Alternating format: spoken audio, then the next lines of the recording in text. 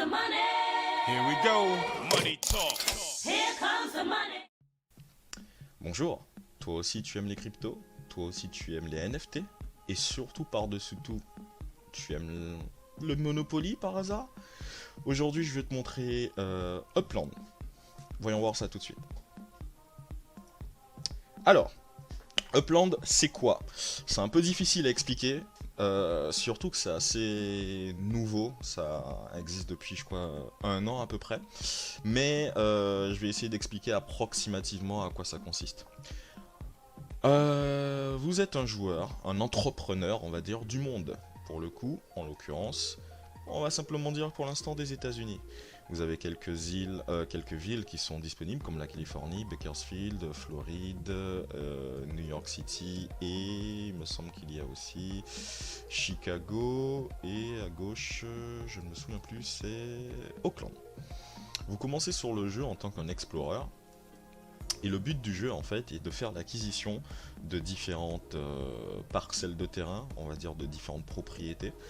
Et à la suite de ces propriétés, de toucher donc simplement des loyers. Évidemment, ça reste des loyers virtuels, mais encore une fois, on est sur la blockchain et tout ce qui est virtuel peut devenir du réel.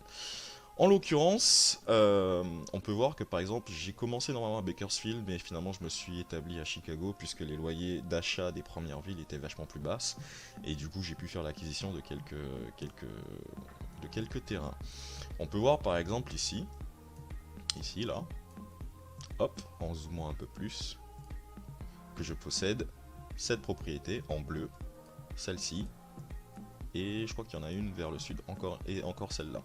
Sauf que en fait, la map que vous avez sous les yeux, en fait, représente, si vous voulez, la map du monde réel, tout simplement. C'est un copier-coller de Google's Maps, simplement que c'est simplifié au niveau de la démarcation des différents édifices et des différents terrains. Donc on se retrouve avec généralement des rectangles, mais à certains endroits il y a des carrés, il y a des ronds, des triangles, mais bon, ça, ce n'est pas très important. Ce qui est important de comprendre en fait, c'est que quand vous commencez le jeu, vous avez différents statuts. Il me semble que lorsque vous commencez le jeu, vous avez le statut de visiteur, ce qui vous oblige par exemple à devoir vous connecter au moins une fois tous les jours pour réactualiser votre visa.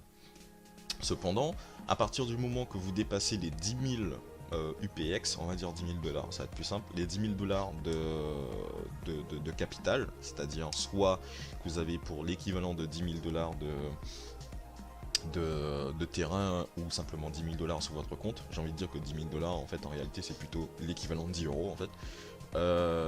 Vous passez au statut Uplander. En ayant le statut Uplander, vous avez donc à ce moment-là la possibilité de pouvoir vendre les terrains que vous achetez.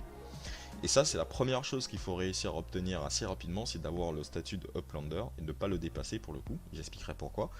Parce que vous allez avoir la possibilité de pouvoir faire du flipping, et sachant que en fait il y a plusieurs stratégies dans le jeu pour pouvoir s'enrichir. Soit vous achetez à petit prix et vous revendez avec une plus-value, donc vous achetez bas, vous revendez plus cher, soit simplement vous faites du trading avec d'autres joueurs, hein. Je t'échange cette avenue contre, enfin cet appartement qui se trouve sur cette avenue contre X ou Y chose. Mais le cœur du jeu, le deuxième cœur du jeu, la deuxième motivation derrière, ce sont les collections. C'est pour ça qu'on se retrouve un peu dans cet esprit de Monopoly, puisque si par exemple là on est à Chicago, on peut se rendre compte qu'à Chicago, chacun des terrains que je possède en fait, a une valeur d'achat, et en fonction de sa valeur d'achat de départ, qu'on appelle le mint price, M-I-N-T, le mint price, en fonction de celui-ci, le loyer est plus ou moins cher. Par exemple, si on vient ici, on peut voir que, malheureusement c'est pas en min price, mais on peut voir que par exemple cette propriété, je l'ai achetée 3304 $, par exemple, et que tous les mois, elle me reverse 60. Autant dire que le retour sur investissement n'est pas ouf, mais je vais vous expliquer pourquoi j'en ai quand même fait l'acquisition. Il faut savoir en fait que dans le jeu, on a un système de collection, c'est-à-dire que en fonction des appartements ou des propriétés que vous avez, vous pouvez les mettre finalement dans des sortes de familles. Par exemple, on peut voir que la première famille qui est ici, Chicagoan, own 3 properties in Chicago. Donc, être propriétaire de trois titres, on va dire, à Chicago. Donc avoir 3 appartements, 3 terrains, 3 ce que tu veux. Donc une fois que j'en ai 3, que j'ai mis dans ma carte, hein, finalement, ces 3 appartements, on va les appeler les appartements, ces 3 appartements en fait vont avoir un multiplicateur sur le loyer versé de 1.28. Bon, en l'occurrence c'est pas un énorme multiplicateur, mais c'est une carte très facile à avoir, puisque quasiment n'importe quelle carte du jeu, n'importe quel appartement du jeu peut rentrer dans cette carte. En l'occurrence, toutes celles qui sont dans Chicago. Ensuite, on a juste obtenir une seule propriété dans Upland. Ensuite, on a avoir 3 propriétés dans le Logan Square de Chicago. C'est un quartier particulier dans lequel je n'ai pas pu acheter puisque les loyers sont déjà... Enfin, le prix d'achat est beaucoup plus gros. Ainsi de suite, ainsi de suite. On peut voir que par exemple, si on va sur les dernières cartes, je sais pas, avoir 3 propriétés dans la division ouest on the West Division Saint in Chicago, on voit que je peux en mettre 3. Et les 3 qui sont ici auront un multiplicateur de 1,9. Par exemple, si je prends cet appartement là, on voit que normalement, en fonction du prix auquel je l'ai acheté, normalement il est censé me verser, même techniquement un peu moins, entre 52 voire 60,9 pièces, voire dollars par mois. Ouais, par mois. Pourquoi finalement celui-ci me donne 60,9? C'est simplement parce que le 5221 S Heritage Avenue, j'ai réussi à le mettre dans une de mes collections. Alors dans laquelle je peux vérifier rapidement, c'était le 52, voilà, il est ici. Le 5221 Heritage, il est dans la collection de Chicago et du coup, il est augmenté de 1.28. Le but du jeu en fait est d'accumuler en fait finalement des propriétés dans certaines zones et dans certains pays et de réussir à les mettre finalement dans des collections. Pourquoi? Puisqu'en les mettant dans les collections, ces propriétés finalement vont avoir un revenu mensuel qui sera un peu plus gros. A savoir en fait que toutes les 3 heures sur le jeu, vous avez, comme vous pouvez le voir en haut à droite ici, vous avez, si vous voulez, les revenus perçus par l'ensemble de vos propriétés qui vous sont versés toutes les 3 heures. Donc on peut voir qu'en 3 heures, je fais 22 pièces. Ce n'est pas énorme, mais je suis encore au début du jeu. Donc je clique dessus, et hop, ça c'est le loyer de chacune de mes propriétés qui est versée. Donc on fait Collect All, et tout ça va aller dans le pot qui est tout en haut, et qui va augmenter finalement mon total qui va passer de 916 à 938.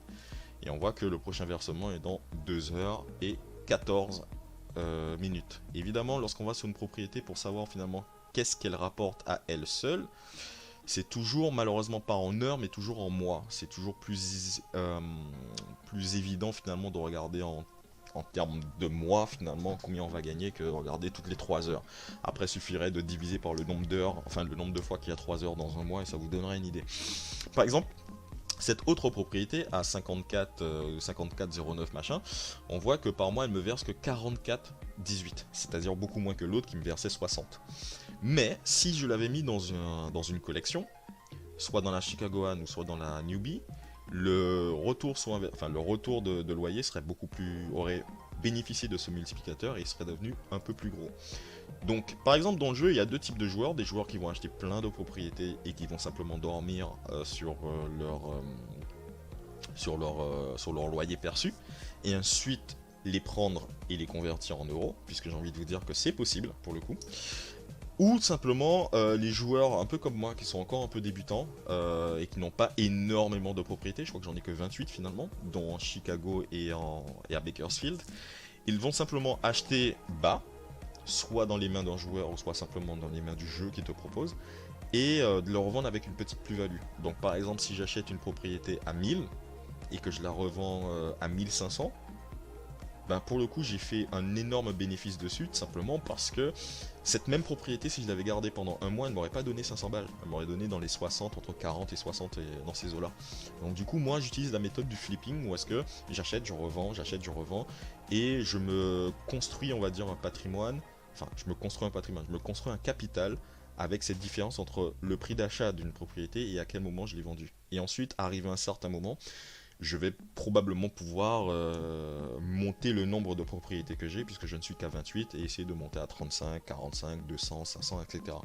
En l'occurrence, la stratégie que je fais en ce moment, c'est simplement de prendre toutes les propriétés qui ont qui ne valent pas très cher en fait, et de les revendre un peu plus cher, pour que la différence de thunes que j'ai faite, donc j'ai vendu une propriété que j'avais acheté 1000 euros, que je la revends à 1500, avec ces 1500, je vais pouvoir acheter une autre propriété qui, elle, par contre, vaudra 1500. Et comme elle vaudra 1500, le loyer perçu par mois sera un peu plus haut. Et petit à petit, je gravis les échelons comme ça pour pouvoir justement augmenter le nombre de UPX, c'est le nom de la monnaie en jeu, par tranche de 3 heures et ainsi de suite. Je vais vous montrer quelque chose. Par exemple, ici, on est sur le site qui s'appelle UPX World. C'est littéralement la database du jeu en l'occurrence. C'est un third party développé par des personnes qui ont les droits de... Mais c'est un outil extrêmement génial pour pouvoir s'y retrouver. Par exemple ici on voit toutes les propriétés que j'ai. Le min price, c'est le prix auquel je l'ai acheté. Non, pas le prix auquel je l'ai acheté. C'est le prix... c'est la valeur du bien instaurée par les développeurs du jeu. Donc c'est la valeur du bien 0. Donc on peut voir que le Chicago Lay, machin, etc. je l'ai acheté à 2080. Enfin, tout du moins, valait 2080. Cependant, quand je vais dans Transactions, alors c'est quoi son nom encore? C'est le Langay Avenue. Langay Avenue, dans la neighborhood de Pullman. L'acheteur Monocle, c'est le nom de mon compte. Et le seller, c'était Pinchart. On peut voir en fait que j'ai été l'acheteur et je l'ai acheté dans les mains d'un gars qui s'appelle Pinchart. Et je l'ai acheté pour 5000 UPS. Je vous le dis tout de suite, en fait, c'était une très mauvaise affaire. Et une mauvaise affaire que je vais pouvoir amortir que seulement dans 2 ou 3 semaines, pour le coup. Mais bon, ça c'est un détail. Donc par exemple, Pinchart, c'est sûr que ce mec-là, il l'a acheté à ce prix-là. Parce que lui, il était le premier acquéreur de cette propriété. Et il l'a acquis probablement lorsqu'il venait de commencer le jeu. Il l'a acquis à 2080, sauf que moi je l'ai racheté dans ses mains à quasiment 5000, soit une plus-value de 240%. En l'occurrence, lui il a fait une bonne affaire sur moi, moi un peu moins, parce que pour le coup, le loyer sur une propriété qui vaut 2080 est beaucoup plus bas, on est sur les 42 par heure en fait. En l'occurrence, si j'achète quelque chose à 5000, il aurait fallu que j'achète un appartement qui serait peut-être dans les 70, enfin pas par heure mais par mois, 70-80. Donc là pour le coup c'était un mauvais move de ma part, mais bon, peu importe. Revenons sur le jeu pendant une minute. Du coup, quand on commence le jeu, on a, comme je vous ai dit, le statut de visiteur. En l'occurrence, moi par exemple j'ai le statut pro. C'est-à-dire que j'ai passé visiteur, uplander et maintenant je suis à pro. Quand on est visiteur, la seule chose qu'on peut faire en fait c'est d'acheter des propriétés, c'est tout. Donc du coup très difficile de faire une plus-value, mis à part sur les revenus des loyers. Lorsqu'on passe uplander, c'est-à-dire lorsqu'on a au moins l'équivalent de 10 000 euros, enfin 10 000 euros, de 10 000 pièces dans le jeu, à ce moment-là, on devient uplander et comme je vous dis, on peut à ce moment-là pouvoir vendre ses biens et surtout réussir à faire une plus-value sur celui-ci. Cependant, lorsqu'on passe au statut pro, il y a un petit désavantage. Le statut pro, c'est lorsqu'on a plus de 100 000 UPX de valeur marchande, c'est-à-dire l'équivalent de 100 euros. Le problème avec ce statut-là, c'est que lorsqu'on commence le jeu, par exemple, je vais essayer de vous montrer, il y a ces zones-là, grisées, qui s'appellent des FSA. FSA, je peux pas vous dire exactement qu'est-ce que ça veut dire, mais en gros, ce sont des propriétés qui sont réservées pour les nouveaux joueurs. C'est-à-dire qu'un nouveau joueur qui va arriver dans la ville, il n'y a que les nouveaux joueurs qui seront en dessous d'une valeur marchande de 100 000 $, donc c'est-à-dire les joueurs qui sont plus bas que ce que moi je possède, qui pourront faire l'acquisition de ces propriétés. Et l'avantage de ces propriétés, c'est qu'elles sont extrêmement pas chères. Moi par exemple, si je veux acheter une propriété pas chère, je suis obligé de passer dans les mains d'un joueur, puisque je n'ai plus la possibilité d'acheter des FSA. Les FSA, c'est pour les joueurs qui ont moins de 100 000. Moi j'ai plus de 100 000, du coup je ne peux pas les acheter. Mais par exemple, si on regarde ce FSA qui est juste là, si je voulais l'acheter, il coûte 4300, 4500, il y en a un autre à côté à 4009, il y en a un autre à côté à 4009. Bon, faut savoir que je suis dans un quartier qui est assez cher quand même. Si j'essaye d'aller par exemple, on va aller par là. Est-ce qu'il y a des FSA pour les nouveaux joueurs dans cette zone-là? Probablement que oui. Ici, ah là, il y en a beaucoup qui ont déjà été achetés. On est sur 4100, ça descend petit à petit. Après, je vais vous montrer comment réussir à trouver rapidement un appartement avec les informations que vous voulez. Mais si par exemple, voilà, moi je ne peux pas acheter les FSA grisés qui sont réservés aux nouveaux joueurs. La seule chose que je peux acheter, ce sont les FSA qui sont en vert foncé. Et vert foncé, ça veut dire que c'est un joueur qui possède l'appartement et qui le met en vente. Bleu, ça veut dire que c'est un joueur qui possède l'appartement mais qui n'en fait rien. Donc, tout ce que je peux faire, c'est interagir finalement avec les verts foncés. Et on peut voir que par exemple ici, ce joueur-là, il le revend à 7000. J'imagine qu'il a acheté dans les 4000 parce que dans le coin ça coûte 4000 E, mais il le revend à 7005. Du coup, là, ça devient un petit peu plus compliqué pour moi de trouver une bonne affaire. Par exemple, celui-ci, il le vend carrément 130 000. Petit détail rapidement, en fait, sur le jeu, vous pouvez soit acheter avec des UPX, mais vous pouvez acheter et vendre aussi pour de la vraie thune. Et quand je dis de la vraie thune, genre vraie thune. Par exemple, si je dézoome ici et que j'essaie de faire un scan rapide de tout ce qu'il y a dans les environs, on peut voir par exemple au 51-26 suite, etc., le prix que le joueur offre pour vendre son appartement, enfin le prix auquel il le vend, c'est 3,48$. C'est-à-dire que par exemple, moi si je voulais cette propriété, il faudrait littéralement que je passe par ma carte bleue pour l'obtenir. Et en plus d'ailleurs, on peut voir qu'il y a pas mal de personnes qui sont déjà passées chez lui. Hein. Mais bon bref. Donc il y a aussi cette possibilité de soit vendre avec la monnaie de jeu, soit acheter avec de la vraie thune, soit vendre avec de la vraie thune, et ainsi de suite. Du coup, par exemple, je viens d'arriver dans le jeu, j'ai choisi une des villes de départ pour les débutants, en l'occurrence là je pense que ça doit être probablement Chicago. Qu'est-ce que je fais? Du coup je vais sur EPX World, qu'on va refresh. Et en tant que débutant, ce que je vais faire, c'est que je vais aller dans Big Data Property, pour voir quelles sont les propriétés. Je vais choisir la ville de Chicago. Et par exemple, dans le neighborhood, je peux choisir un quartier. Alors pour savoir dans quel quartier que vous êtes, il suffit de zoomer un peu plus, on va dire un peu comme ça, de cliquer sur le bouton avec le premier bouton qui est ici, là, celui qui est en bas à droite. Et vous voyez, par exemple, ça c'est le quartier de Portage Park, Irving Park, Avondale, Logan Square, etc., etc. Donc en fonction du quartier dans lequel vous êtes, vous pouvez faire des recherches. En l'occurrence, je préconise plutôt de faire une recherche par quartier que de faire une recherche dans toute la ville en entière. Pourquoi? Puisque si je mets rien ici, en fait, dans Chicago, ça va me chercher dans l'entièreté de Chicago. Sauf que le nombre de réponses que je peux avoir est limité à 2000 réponses, je crois. Ou à 1000 réponses, ouais. À 1000 réponses. Du coup, en fait, ça va pas me donner 100% de toutes les infos que je recherche. Donc du coup, ce que moi je préconise, c'est de mettre, par exemple, 7-8 quartiers d'affilée. Et au moins dans les 7-8 quartiers, je suis sûr que j'aurai toutes les réponses de ces 7-8 quartiers et non pas le site qui va me dire mec, il y a 12 000 réponses, je vais te montrer seulement les 1000 premières qui sont pertinentes. Mais bon, par exemple, on peut voir que quand j'ai fait Chicago, je regarde comme ça, hop, boum, ça ce sont tous les appartements qui sont mis en vente par les joueurs et par le jeu. Et je vais les sortir, c'est-à-dire les trier par prix. Donc je vais remonter et je vois que le moins cher coûte 82. Alors pour le coup, tu te dis 82, mon dieu, mais si j'achète du 82, du 98, du 100, etc., etc., quand je vais le revendre, je vais me mettre bien, tu vois. En l'occurrence, ces propriétés-là qui ont un prix qui est juste absurdément trop bas, en fait, la quasi-totalité d'entre elles, ce sont des propriétés qui étaient obtenues, qui avaient été achetées par des nouveaux joueurs et des nouveaux joueurs qui ont arrêté le jeu ou qui n'ont pas réussi à passer au statut pro. Je m'explique, comme je vous ai dit tout à l'heure, quand vous commencez le jeu, il faut se connecter au moins une fois par jour pour valider son visa.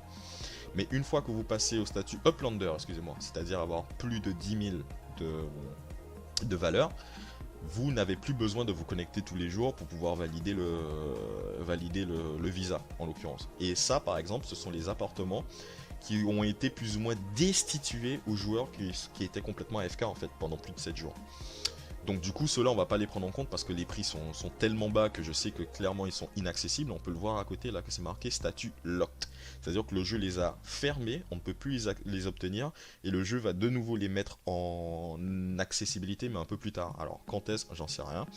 Mais on va faire un truc plus simple, on va mettre, je sais pas moi, quelques quartiers. Parce que je préfère rechercher par quartier, c'est toujours un peu plus limpide. Voilà, on va mettre quelques quartiers et on va faire recherche.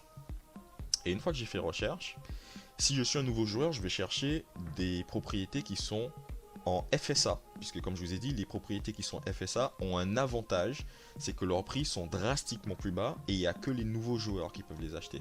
Donc dans propriété status, ici, je vais mettre unlocked, ça veut dire débloqué. Là ça fait sa petite recherche. Et boum, on tombe sur les quartiers que j'ai sélectionnés, donc c'est pas tout Chicago évidemment, et on voit que le plus bas c'est le 67, 55 à 1000 avenue, etc. au prix de 3348. Donc par exemple, si je fais un copier-coller, juste du nom de l'avenue, et que je retourne sur le jeu, que je clique tout en bas à droite sur la petite loupe et que je fais un coller de l'adresse, hop, ça me téléporte directement à l'endroit en question. Ça charge un peu. Et comme je vous ai dit, c'est un FSA, c'est-à-dire que c'est grisé, moi je ne peux pas. Mais un nouveau joueur pourrait. Et le prix est à 3348. Juste à côté, il y en a encore un autre. Et celui-ci, qui est grisé sur lequel ce n'est pas marqué FSA, c'est une propriété qui est loquée que personne ne peut acquérir. Peut-être dans un mois ou deux, on pourra, etc. Le bleu, ça reste, comme je vous ai dit, quelqu'un qui a acheté la propriété mais qui ne l'a pas mise en vente. Et tout ce qui est à côté là, c'est en vente. Par exemple, on voit qu'on monte directement à 12 000, alors que tout à l'heure, on était à 3 000 et des poussières. Bref, du coup, la stratégie dans Upland, en fait, quand vous commencez le jeu, chose très importante à faire, c'est que vous commencez le jeu, mais je vous conseille à 300%, et d'ailleurs tous les youtubeurs vous diront ça, de commencer avec un lien de référencement, donc un referral link ou un lien de parrainage. Pourquoi? Parce qu'en fait, commencer le jeu en étant mais complètement free to play, en mettant 0 centime dedans, honnêtement c'est quasiment peine perdue. C'est quasiment peine perdue, ça va vous prendre au bas mot, ça va vous prendre 3 semaines, voire un mois et demi avant de pouvoir faire quelque chose dans le jeu. Simplement parce que quand vous allez commencer, je crois que le jeu va vous donner l'équivalent de 6000, je pense, 6000 UPX, et comme vous l'avez vu en fait, les appartements coûtent déjà dans les 3000. Ça veut dire que grand maximum, si tu cherches bien dans le bon quartier, tu pourras avoir 2 appartements. Donc tu en as 2. Boum, tu as utilisé quasiment 100% de la thune qu'on t'a donné. Et le seul moyen pour toi d'avoir de la thune pour pouvoir en acheter d'autres en fait, parce que du coup comme tu es nouveau joueur, j'ai oublié de le préciser, tu n'as pas le droit de pouvoir vendre tes possessions, parce qu'il te faut atteindre le statut des 10 000, ben, tout ce que tu as à faire, c'est attendre de voir tes loyers qui arrivent, mais tu as 2 propriétés qui te donnent 60 par mois, ça te fait 120, pour atteindre les 10 000, ça va te prendre quelques années. Du coup, la quasi-totalité des joueurs qui sont ici, en fait, ils font toujours un petit investissement minime, où est-ce qu'ils vont en fait cliquer sur UPX, et ils vont par exemple choisir d'acheter 5000 pièces, soit l'équivalent d'un appartement et demi en supplémentaire, soit 10 000, soit 20 000, soit etc. Pourquoi on vous demande de passer par un lien de référencement? C'est parce que si vous passez par un lien de référencement, le premier achat que vous allez faire, vous allez recevoir 50% de pièces supplémentaires en bonus. Et la stratégie que 90% des gens font en fait, c'est qu'ils vont acheter celui à 50, c'est-à-dire qu'ils vont littéralement mettre 50 euros dans le jeu. Et une fois qu'ils ont acheté les 50 000 pièces, ils vont avoir le bonus des 50% derrière. Donc 50% de 50, ça fait 25. Donc ils se retrouvent avec un total de 75 000 UPX. Avec 75 000 UPX, on peut déjà quasiment acheter 21 logements, un truc comme ça. Je crois que c'est ce que moi j'ai fait, j'ai commencé avec 21 logements. Et du coup, la chose à ne surtout pas faire lorsqu'on vient de commencer, c'est, si par exemple vous avez décidé de mettre de la thune, de ne surtout pas dépasser les 100 000 UPX. Je vous explique, si vous dépassez les 100 000 UPX, c'est-à-dire que tu as pris un pack à 100 euros par exemple, ou que tu as pris un pack à 50 euros et tu as pris 2 packs à 50 euros, peu importe.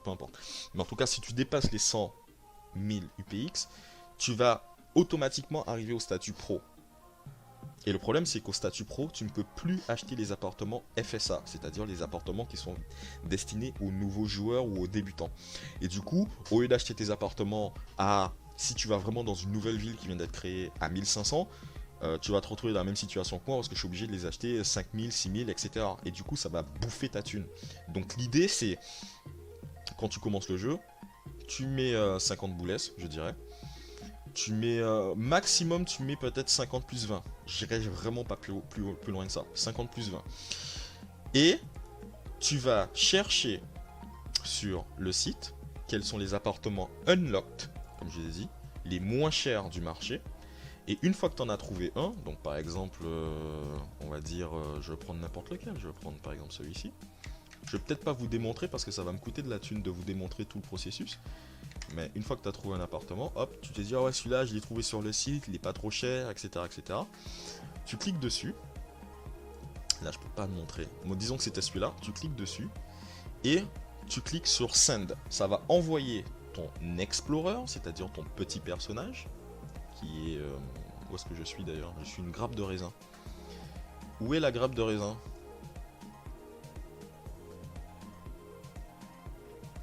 Ah voilà, je suis tout en haut. Ça va envoyer ton personnage à proximité de la case que tu as sélectionnée. Et une fois que tu seras à proximité de cette case, tu pourras l'acheter. En particulier si c'est une case FSA, comme je l'ai précisé. Si c'est une case verte foncée comme celle-ci, donc vendue par un joueur, tu n'as rien à payer puisque finalement c'est mis sur le marché, sur l'hôtel des ventes, t'as pas besoin de te déplacer, tu peux l'acheter directement. Je peux venir là comme ça et je peux faire directement buy. Mais quand on est un nouveau joueur, il faut aller directement sur la case. Alors, chose à savoir en fait, disons que je vais aller sur la case qui est ici parce que je vais acheter cette propriété qui aurait été en FSA. L'idée en fait est de sélectionner toutes les cases qui sont à proximité et de chercher quelles sont les cases où est-ce que le prix de déplacement, parce que aller chez quelqu'un pour se rapprocher d'un endroit, ça coûte de la thune. Il y a quand même, c'est comme au Monopoly, hein, tu te déplaces, tu tombes sur la propriété de quelqu'un, tu dois lui payer en fait un loyer. Et en fait, simplement de te déplacer en allant chez quelqu'un, ça va être par exemple ici, pour aller chez ce mec-là, ça va me coûter 40 UPX. Donc l'idée en fait est de sélectionner plus ou moins tout autour de l'endroit où vous voulez aller, quels sont ceux qui proposent un prix de déplacement le moins cher, on va dire. Bon, quasiment dans ce quartier-là, tout le monde est à 40 UPX. Mais quand vous venez de commencer le jeu, automatiquement vous met dans un quartier beaucoup moins cher et normalement ça coûte quasiment 5 UPX pour pouvoir se déplacer. Donc, chose à savoir, lorsqu'on vient de débuter, il faut se déplacer à proximité de l'endroit qu'on veut sélectionner et toujours dans la même ville. Par exemple, là je suis à Chicago, mais si j'ai envie d'acheter quelque chose à New York, en fait, je ne peux pas. Pour aller acheter quelque chose à New York, il faudra d'abord que j'aille à l'aéroport, par exemple je crois que c'est ici, que j'aille à l'aéroport, que je me déplace à l'aéroport, ce qui me coûte finalement quelques UPX, que je prenne l'avion, ça prend 40 minutes je crois pour aller à New York, et ensuite à New York commencer à faire mes bails. Donc petit rappel, on essaye d'avoir des collections, les collections les plus faciles à obtenir puisque la vidéo commence à être longue, c'est toujours newbie, parce qu'il te suffit d'avoir une seule propriété, peu importe l'endroit. Ensuite, l'exemple de Chicagoan, mais bon, ça peut s'appeler autrement en fonction de la ville dans laquelle vous démarrez, d'avoir 3 propriétés dans cette ville. Autre chose que j'aime bien faire aussi, c'est King of the Street, c'est-à-dire d'avoir 3 appartements dans la même rue. Donc il faut quand même regarder toute la rue pour voir s'il y a un appartement, s'il y a 3 appartements à un prix intéressant. Et City Pro. City Pro, c'est simplement avoir 5 appartements dans la même ville.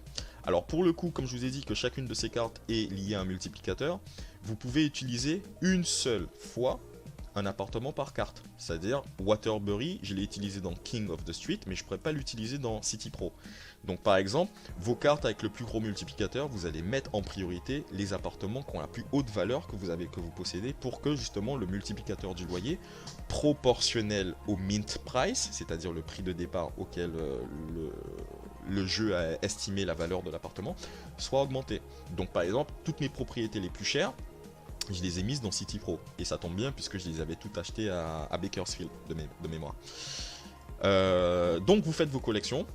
Si vous passez par le Get UPX, vous faites attention de ne surtout pas dépasser 100 000, histoire que vous ne passez pas directement au statut Pro, mais que vous restez sous le statut Uplander, qui est le statut juste avant Pro. Vous achetez un maximum de propriétés. Et une fois que vous achetez un maximum de propriétés, vous commencez à prendre les propriétés les plus faibles que vous avez en termes de valeur, comme ici par exemple. Ça, ce sont toutes mes propriétés.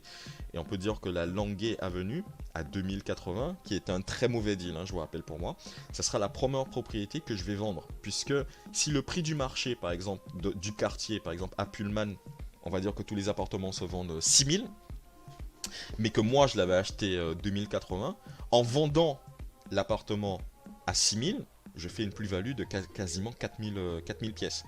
Alors que si j'avais fait le contraire, que j'avais vendu Dali Avenue, on va dire un autre exemple, on va dire Archer Avenue, qui coûte 3240, et que je le vendais 6000 parce que le prix de quasiment tous les appartements tourne autour de 6000, à ce moment-là, je gagnerais que 3000, même pas 2800 pièces. Du coup, en fait, priorité, vendre les appartements qui ont le moins de valeur que vous avez pour pouvoir le flipper en faisant une plus-value. Avec cette plus-value, soit d'acheter plus d'appartements ou d'acheter des appartements dont la valeur va augmenter. En l'occurrence, par exemple, ce que moi j'ai l'intention de faire, c'est d'essayer le plus rapidement possible de me débarrasser par exemple de tous les appartements qui sont en dessous de 2700 de min price, et de commencer à acheter que des appartements qui ont une valeur à 3000, 3100, puisque plus l'appartement a une valeur haute, plus le loyer est haut. Et ensuite, conserver un peu de thunes pour que lorsque la prochaine ville ouvrira, que je puisse acheter rapidement en fait les appartements de cette nouvelle ville, parce que évidemment le prix sera plus bas, etc. etc. Grosso modo c'est ça, je vous conseille beaucoup, mais vraiment de passer par Upex World. Dernière chose rapidement à expliquer, je pense que pour ça je ferai une autre vidéo, littéralement pour ça je ferai une autre vidéo, où j'expliquerai le système de trésors, puisqu'il y a des chasses au trésor qu'on peut faire, et avec les chasses au trésor on peut récupérer gratuitement des UPX, mais ça demande un peu plus de temps et ça demande une démonstration. Donc ça je réserve ça pour probablement une autre vidéo si ça vous intéresse. Mais surtout quand vous commencez le jeu, même si vous n'avez pas l'intention par exemple de pouvoir pay to win ou quoi que ce soit, passez quand même par un lien de référencement, très important, parce que du coup vous perdez énormément si vous passez pas par ça. Pour le coup je me permettrai de mettre mon lien de référencement directement au bas de cette vidéo. Je crois que je gagne que dalle en fait, ou peut-être que je gagne quelque chose. Je pense que oui. Si par exemple tu as acheté, je sais pas moi, t'as mis 50 € dans le jeu et qu'on t'offre 25 € bonus parce que tu es passé par mon lien, je gagne aussi ces 25 € bonus. Mais bon, ça c'est libre à vous. Dans tous les cas, que ce soit par le mien ou celui de quelqu'un d'autre, je vous conseille vraiment de devoir passer par un lien de référencement. Si on ne sait jamais. Dernière chose, après, il y a plein d'autres trucs sur le jeu, puisque finalement c'est un système d'NFT. Donc par exemple, si on va sur une de mes propriétés, on va sur une de mes propriétés. Alors je l'ai jamais fait, mais je crois qu'on va essayer. On va prendre celle-là. Hop. More. Title. On peut voir en fait finalement que chacune des propriétés en fait se retrouve encryptée, si ça veut dire quelque chose, encryptée sur la blockchain, et plus exactement sur la blockchain EOS je crois. Et par exemple on voit que c'est lié à mon nom, à mon compte éventuellement. On peut aller cliquer sur Beyond the Blockchains, et là ça va être clairement pour les personnes qui sont capables de comprendre tout ce charabia. C'était pas du charabia, mais en l'occurrence c'est un peu, ça serait trop compliqué pour moi de l'expliquer de manière un peu limpide. Mais vous avez ici on va dire l'intitulé de titre de facture entre guillemets de la transaction, et quand est-ce que ça a été fait, etc., etc. En gros, si vous voulez, ça vous assure en fait que vous êtes légalement, vous êtes officiellement en fait propriétaire d'une propriété virtuelle sur internet en fait, ayant sa valeur monétaire et tout ce qu'il faut derrière. Je ne sais pas ce que va donner le jeu plus tard, évidemment. Il y a les trains, il y a le Hyperloop, il y a les aéroports. Je crois que dans une des villes, ils ont déjà commencé à installer la possibilité de pouvoir prendre le bateau, etc. Par exemple, quelqu'un qui a une propriété à proximité d'un aéroport, il y a beaucoup de personnes qui vont vouloir aller à l'aéroport, et pour pouvoir se déplacer, il faut cliquer sur la propriété de quelqu'un et envoyer son Explorer. Et bah, du coup, ces mecs-là, ils se font des couilles en or, parce qu'il y a énormément de personnes qui doivent aller à l'aéroport, et beaucoup de personnes cliquent sur leur propriété pour se déplacer. Et évidemment, à chaque fois qu'on clique sur la propriété de quelqu'un, il perçoit une petite compensation en fonction du prix qu'il a mis. Par exemple, moi je peux être sur cette ville-là, et je crois que si je fais...